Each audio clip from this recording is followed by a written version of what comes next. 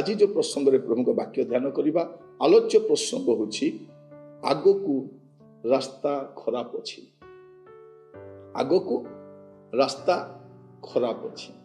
प्रिय भाई भौणी माने आपण मन रखि थांतु जे ख्रिस्टियन जीवन रे आपण जते आगो को बढ़िबे रास्ता सेते खराब खराब रही आउ से खराब रास्ता दे से कष्ट रास्ता दे से कंटकित रास्ता दे आपण को आगो को बढ़िबा पई हबो। तेणु आज प्रसंग होछि आगो को रास्ता खराब अछि। माथ्यू तारो 7 पर्व 13 पद और 14 पद लिखा जाउछि संकीर्ण द्वार दे प्रवेश कर कारण सर्वनाश को घिनि दिबा द्वार असार और पथ प्रशस्त पुरी ताहा दे प्रवेश करिबा लोके अनेक आउ जीवन को घिनि दिबा द्वार संकीर्ण और पथ दुर्गम पुरी ताहार संधान पाइबा लोक अल्प। एठी देखिबे जे जीवन को घिनि दिबा द्वार संकीर्ण अटे आउ ताहा पथ मध्य दुर्गम अटे। संकीर्ण आउ दुर्गम पथ आगो को अछि आउ सही रास्ता दे आपण को आगो को जीवा को पड़िबो। तेणु आपण कहि रखे आगो को रास्ता खराब अछि आपण के सावधान होके चलिबो।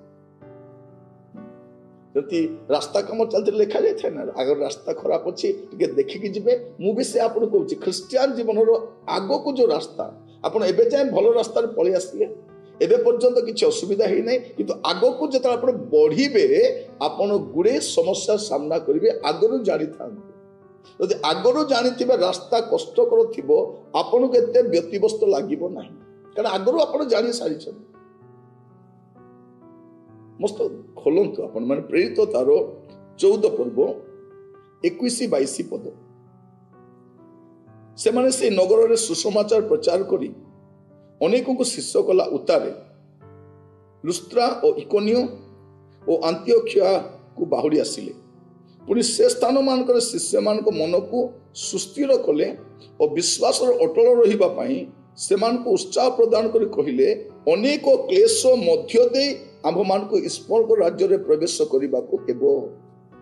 एटी कोन लिखा अछि अनेक क्लेश मध्य दे आमान को स्वर्ग राज्य रे प्रवेश करबा को हेबो।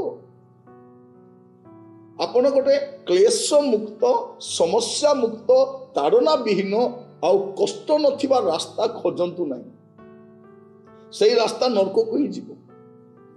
रास्ता प्रशस्त आउ सही रास्ता जीवा लोक अनेक थिबे सुविधा रास्ता एबे सुविधा परे असुविधा तेणु आपण सुविधार रास्ता खोजिबे नहीं शॉर्टकट रास्ता मध्य नहीं। आज आम जो प्रचारक माने आपण को हल्का फुल्का संवाद देकी आपण को संतोष पात्र होउछु आह्लादजनक होउछु ना दिने समस्या आसीबो कारण आम आपण को सतर्क करैन। लोक भाबुचती चर्च को आसीबे गीत गाइबे आराधना करिवे दान देबे जिबे काली की जतले समस्या आसीबो आपण कोठी की जिबे आपणकर पिला मान को जदी भलरे पढ़ेई नथिबे एग्जाम रे कोन लिखिबे से माने टफ क्वेश्चन आसीबो सेतले फेल ही जिबे। तेणु आगरो ही सेमान को भलरे कोचिंग देई थांतु जणेई थांतु। प्रिय भाई बहन क्रिकेट मैच देखंतु गोटे बॉलर को खेली देला माने ना जे सब बॉलर को खेली देबो से सब बॉलर को खेलिबा पई से शिक्षित हो तेबे से जाय के बॉल बैट्समैन नहीं पारिबो। ड्राइवर मध्य सब ड्राइवर नहीं आपण एनएच रे चलाइबा ड्राइवर को आपण जंगल भीतर नहीं छाड़ी दंतु तार मुंड खराब हो जिवो से रास्ता खराब बोली जानि नहीं अण असारिया रास्ता घाटी रास्ता विपद संकुल रास्ता से चलाई पारिबो। ठीक से पर ख्रिस्टियन जीवन रे मध्य आपण आगो को बढ़िबा समय यदि आपण जानि नाहंती आगो को कष्ट थिबो आपण समस्या रे पड़िबे। म आगरो कहूच आजिर प्रसंग होची आगो को रास्ता खराब अछि आउ से खराब रास्ता आपण अतिक्रम कला परे आपण को घरे पहुंची जिबे। दुर्गम पथर यात्री चालरे आगे ही चालरे सदा जीशु को लक्ष्य रखी आउ से रास्ता रे आपण को प्राणर प्रिय प्रभु जीशु जाइछंती से रास्ता रे अनेक विश्वासी योद्धा माने भी पारी ही जाइछंती आउ से रास्ता रे आपण भी जिबे आपण स्वर्ग जातिर वृत्तांत जदि पढ़िबे से ख्रिस्टियन ता केते प्रकार रास्ता दे जाउछि रास्ता खराब पंक मध्य अछि ଆଉ ପଛର ଆହ୍ୱାନ ଆସିବ, କାହିଁକି ଏ ରାସ୍ତାରେ ଯାଉଛ, ତୁ ପଛକୁ ଫେରି ଆସେ, ଏ ଆହ୍ୱାନ ବି ଥିବ। ପ୍ରିୟ ଭାଇ ଭଉଣୀ ମାନେ, ଆଜିର ଏ ଆରାମଦାୟକ ପ୍ରଚାର, ଏ ଆଶୀର୍ବାଦର ପ୍ରଚାର, ଏ ସୁସ୍ଥ ଏବଂ ସ୍ୱାସ୍ଥ୍ୟ ଏବଂ ସମୃଦ୍ଧିର ପ୍ରଚାର ଲୋକମାନଙ୍କୁ ପଥଭ୍ରଷ୍ଟ କରୁଛି। କାରଣ ସେମାନେ ଯେ ଦୁର୍ଗମ ପଥର ଯାତ୍ରୀ, କଷ୍ଟକର ରାସ୍ତା ଦେଇ ଯିବାକୁ ପଡ଼ିବ ସେ ଜାଣନ୍ତି ନାହିଁ, ଆଉ ସେ କହୁ ବି ନାହାନ୍ତି ଲୋକମାନେ, ଆଉ ସେ କହିବା ଲୋକକୁ ଲୋକ ପସନ୍ଦ ବି କରନ୍ତିନି। ମୋର ପ୍ରିୟମାନେ, ମୁଁ କହିବା ପାଇଁ ଚାହେଁ ଆପଣଙ୍କୁ, ଆଗକୁ ରାସ୍ତା ଖରାପ ଅଛି। ଲେଖାଯାଉଛି କ'ଣ, ଅନେକ କ୍ଲେଶ ମଧ୍ୟ ଦେଇ ଆମମାନଙ୍କୁ ଈଶ୍ୱରଙ୍କ ରାଜ୍ୟରେ ପ୍ରବେଶ କରିବାକୁ ହେବ। ବିନା କଷ୍ଟରେ ଯାଇପାରିବେ ନାହିଁ, ଆଗକୁ କଷ୍ଟ ଅଛି। ଏଇଟା ଆପଣ ମନେ ରଖିଥାନ୍ତୁ ପ୍ରିୟ ଭାଇ ଭଉଣୀ। ଆଗକୁ ରାସ୍ତା ଖରାପ ଅଛି, କିନ୍ତୁ ସେଇ ରାସ୍ତା ହିଁ ଠିକ ରାସ୍ତା।